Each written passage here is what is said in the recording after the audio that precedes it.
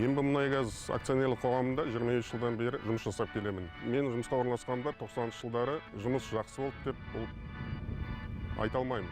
Жатақханамыз вагонда болатын, асханамыз ескі ғимараттың ішінде, ыдыс-аяқтарымыз жетпей, кейде тамақтарымыз жетпей, кезекке тұрып, сөйтіп еңбек етіп келгенбіз. Қазіргі таңда жаңа асхана, жаңа жатақхана, заманауи тек мұнайшыға еңбек ету керек. Мұнай-газ саласында еңбек үйренгенімде бірден цех басшы болып келген жоқпын. Төменгі сатыда мұнай өндіру операторы болып жұмысқа кіргенмін.